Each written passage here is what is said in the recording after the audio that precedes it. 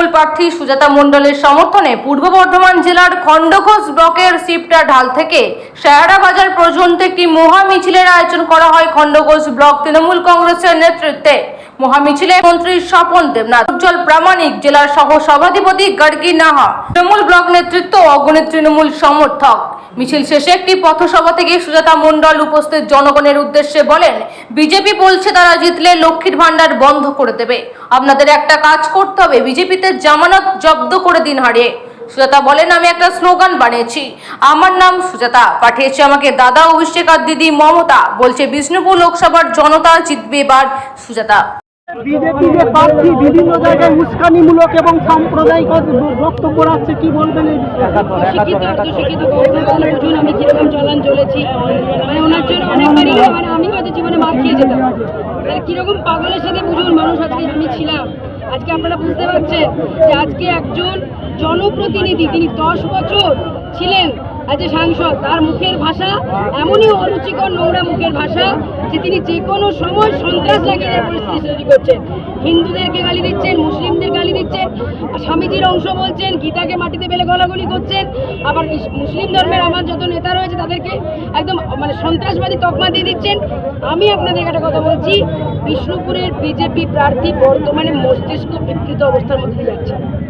আমরা দেখলাম একটা মদ্যপ অবস্থার ভিডিও ভাইরাল হয়েছে, কি বলবেন এই বিষয়ে?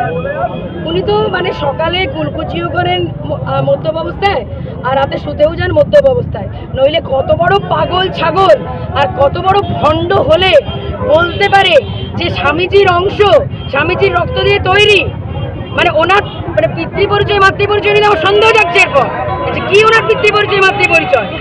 এবং ওনার এই জন্য অবিলম্বে পুরো হিন্দু সমাজের কাছে, সমস্ত মানুষের কাছে ওনার বড় জোরে ক্ষমা চাওয়া উচিত, নইলে ওনাকে ইমিডিয়েট ওনাকে অ্যারেস্ট করা উচিত। এবং রামকৃষ্ণ মিশনের কাছে আমি ক্ষমা প্রার্থী যে এরকম একজন মানুষ আমাদের বিষ্ণুপুর লোকসভার সাংসদ ছিল। মানুষ ওনাকে এবার গোহারান হারিয়ে রাজনীতির মানচিত্র থেকে মুছে দেবেন, টিকে রাখুন। আজকের যে মিছিল যেখানে জনসমুদ্রে পরিণত হয়েছে, কি বলবেন এই বিষয় নিয়ে? এর সমস্ত কৃতিত্ব মমতা বন্দ্যোপাধ্যায়, অভিষেক বন্দ্যোপাধ্যায়, আমার ব্লক সভাপতি ফাগুন ইসলামের সমস্ত এলাকার নেতৃত্বে এবং সর্বোপরি খণ্ডঘোষের সুধী জনগণ, যারা আজ বিপুলভাবে হাজার হাজার মানুষ, আমরা কাউন্ট করতে পারিনি, 20 থেকে 25,000 লোক আজ আমাদের সাথে পা মিলিয়েছে। তারা আমাকে আশীর্বাদ করতে এসেছিল, সমর্থন জানাতে এসেছিল, এবং আজ এই ঐতিহাসিক মহামিছিল আজকে বিজয় মিছিলে পরিণত হয়ে গেছে। আমি অভিভূত, আমি স্পিচলেস, মানে just awesome experience of mind. দাদা, আজকে এই সুজাতা মণ্ডলের সমর্থনে যে মহামিছিল হলো, কি বলবেন এই মিছিল? খণ্ডঘোষের মানুষকে, আমাদের যারা সমর্থক কর্মী যারা আছেন তাদেরকে শুধু একবার খবর দিয়ে দিতে হয় যে আজকে অমুক দিনে আমরা মহামিছিল করব, বাস তারা নিজের নিজের খরচা পয়সা গাঁট থেকে খরচা করে আজকে বাস ভাড়া করে, টোটো ভাড়া করে, আপনার ছোটো হাতি বিভিন্ন রকমভাবে তারা এসে হাজির হয়ে যান। খালি সময়ের অপেক্ষায় থাকেন যে দলের কখন নির্দেশ আসবে। এটা মানুষের ভালোবাসার ভিড়, এটা কোনোদিন জোর করে হুইপ দিয়ে হয় না। আর আমাদের দল যারা করে, যারা সমর্থক, যারা ভোট দেন, তারা প্রত্যেককেই আজকে সেই ধরনেরই মানুষ, উদার মনের মানুষ। তারা চান যে একটু বাংলাতে শান্তি হালে থাকতে চাই, শান্তির হালে বাস করতে চাই, সাম্প্রদায়িক দাঙ্গা না যেন লাগে।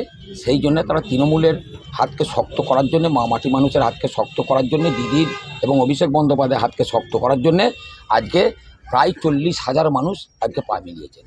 প্রার্থী বলছিলেন যে আজকে মিছিল নয় বিজয়। হ্যাঁ, জনসমুদ্র আজকে বিজয় মিছিল তো আমাদের দেখেছেন আজকে আমাদের।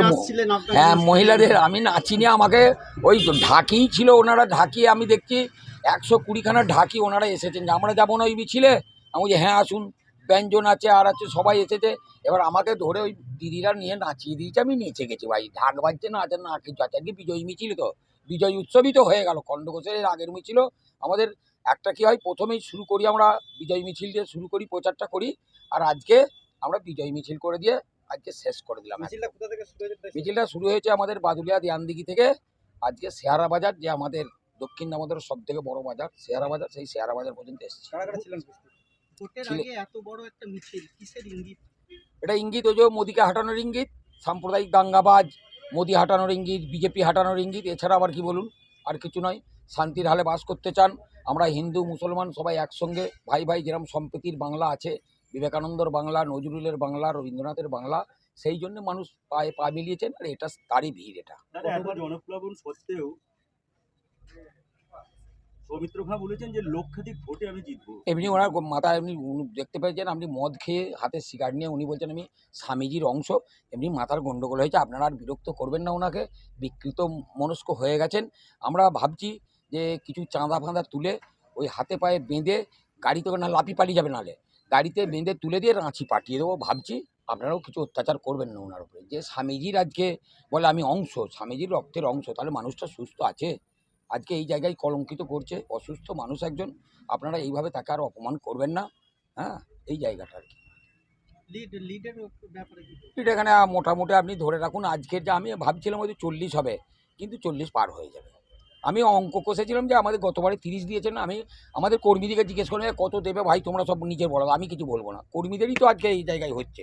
তাহলে কর্মীরা গতবারে বলেছিলেন 19 সালে বলেছিলেন যে 30 দেবো, এবারে কর্মীরা বলেছিলেন 40, কিন্তু আজকে নিজেরাও আবার ঘুরে কর্মীদেরকে যদি জিজ্ঞেস করেন দেখা যাবে 40 প্লাস হয়ে গেছে আমাদের এই 10টা অঞ্চলে।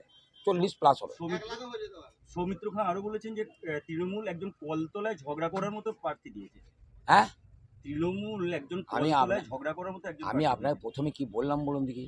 আজকে বিকৃত মস্তিষ্ক, বিকৃত মনস্ক আজকে সিগারেট মতো বলছে আমি যেদিনে থাকবো না সেদিনে আমার ভিডিও ভাইরাল করবে, আমি স্বামীজির রক্তের অংশ। আচ্ছা বলুন, সেই মানুষটা সুস্থ?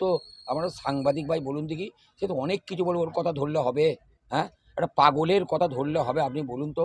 আজকে ওই যে জনপ্লাবন যে দেখছে, জনস্রোত, জনসমুদ্র দেখছে, এমনিই তো আবার সেদিনে শুনছি ওই যেদিনকে স্বামীজির কথা হয়েছে সেদিন নাকি বলছে রাত্রে বিছানা ভিজে গেল। এবার সেটা কী কারণে হয়েছে আমি বলতে পারবো না। সবাই বলছে যেদিনে ওই স্বামীজির অংশ বলেছে সেদিনে বিছানা ভিজে গেছে, কী কারণে বলতে পারবো না আমি। এটা আমি কি বলবো বলুন দেখি? এটা ভাইরাল হয়েছে আমি দেখছিলাম। তাহলে কি বলবো? যে মানুষটা স্বামীজির অংশ বলছেন, ছি ছি ছি ছি ছি ছি ছি, এর আগে মৃত্যু হওয়া ভালো ছিল এই কথাটা কানে আসার আগে। আজকে স্বামীজি যে তাকে সারা বিশ্বকে যিনি আজকে আদর্শ শিখিয়েছেন, সারা বিশ্ব যে মানবতার আজকে যে তিনি শিখিয়েছেন, আজকে এই জায়গাটা মানবতা কীভাবে থাকতে হয়, আজকে কিভাবে আজকে তাদের সম্প্রীতি কিভাবে রাখতে হয়, স্বামীজি সারা বিশ্বকে শিখিয়েছেন। আর সেই স্বামীজির ওই নোংরা লোকটা বলছে আমি অংশ, তাহলে আমি আর কি বলবো? তার সম্বন্ধে বলা শেষ হয়ে গেছে।